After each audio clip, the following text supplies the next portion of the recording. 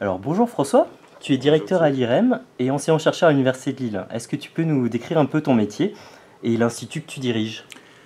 Oui, donc je suis François Rocher, je dirige l'Institut de recherche sur l'enseignement des mathématiques.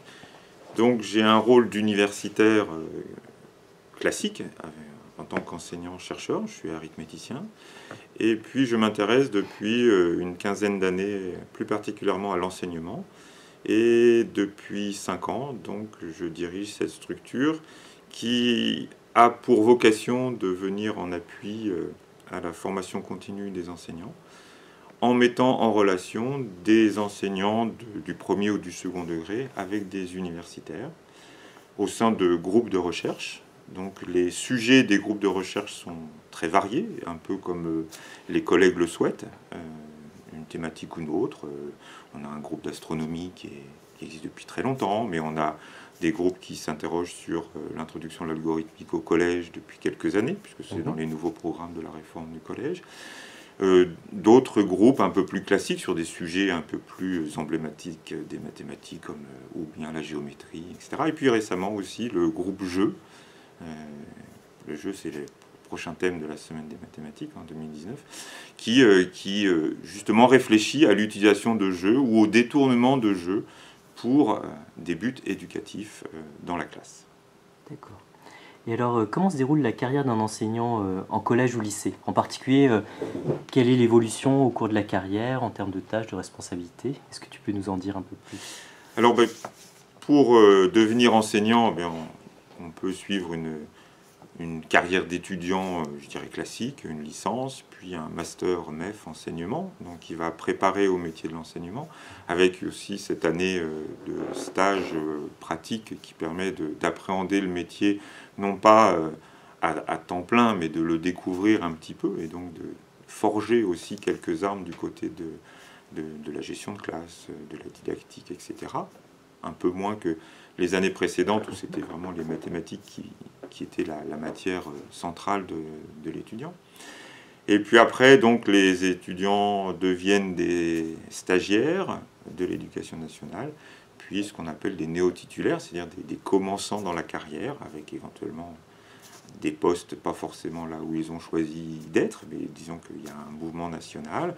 Et puis après se forge la carrière ou les responsabilités à l'intérieur des établissements. Alors bien sûr, les certifiés sont majoritairement en collège et les agrégés sont a priori plus en lycée, mais on trouve aussi des certifiés en lycée et quelques agrégés en collège. Ça dépend aussi des postes et des possibilités dans les établissements.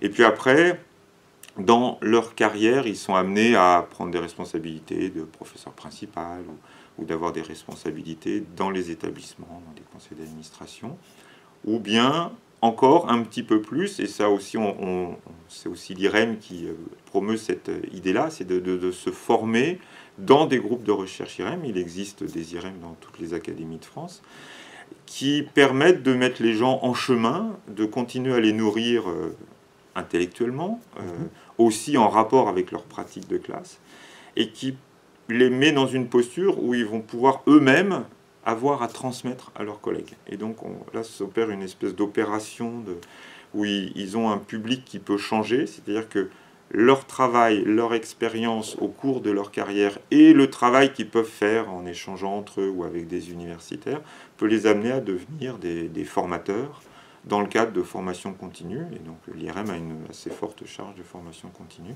Et donc ils deviennent à ce moment-là formateurs et peuvent partager et continuer à enrichir aussi leur enseignement. Ok.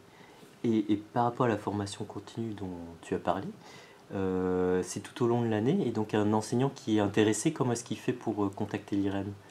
Alors, c'est pas directement avec l'IREM, puisque la structure qui a la charge de la formation continue des enseignants, c'est le rectorat. Mhm. Donc l'IREM propose un certain nombre de stages au rectorat, il y a des discussions avec les inspecteurs, et donc il y a une offre de formation qui est publiée généralement au mois de mai, et les collègues peuvent s'inscrire une partie en juin et aussi tout début septembre pour l'année à venir euh, à ces formations. Donc ils postulent, puis ensuite le rectorat fait un classement, puisque bien sûr il y a de nombreux vœux, etc., classe les vœux, etc., et permet aussi de définir les groupes, les différents groupes de formation continue qui seront effectivement mis en place l'année suivante. D'accord. Et du coup, est-ce qu'il y a des grands rendez-vous de l'IREM actuellement? L'IREM a plusieurs grands rendez-vous, si on peut appeler ça des grands rendez-vous. On a des choses qui sont filées, donc les groupes de recherche travaillent toute l'année. On a de la formation continue qui s'étend de janvier à juin dans notre calendrier. Là, on est déjà en train de préparer les propositions que l'on fera pour l'année scolaire suivante, donc 2019-2020.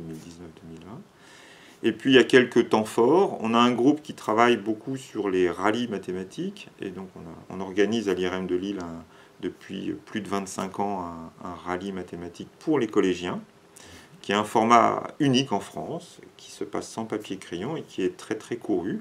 On touche à peu près 15 000 élèves par an dans l'académie, dans les établissements, et puis on en accueille pour la finale 500 sur le campus en juin. Ça, c'est un vrai temps fort, aussi bien parce que le groupe doit fournir du matériel et des énigmes pour ce rallye, et aussi parce que ça rythme un peu notre année. Et puis, je pense que pour les collégiens qui participent, c'est aussi un grand rendez-vous que ce rendez-vous du début juin, mi-juin, de venir à l'université pour cette finale académique. Et puis, on a un deuxième grand rendez-vous qui sont nos journées académiques. C'est une étape de la formation continue, donc on accueille entre 100 et 150 collègues pour 2 jours de formation continue, mais qui ne ressemble pas à un stage classique, qui se fait en petits groupes, qui ne ressemble pas forcément à une conférence, qui est un mixte des deux. Donc on invite des collègues universitaires le matin pour des conférences, et l'après-midi, c'est plus l'atelier et la transmission vers la classe. Et donc voilà, cette année, ce sera mathématiques et société. Est-ce que tu as d'autres choses à ajouter?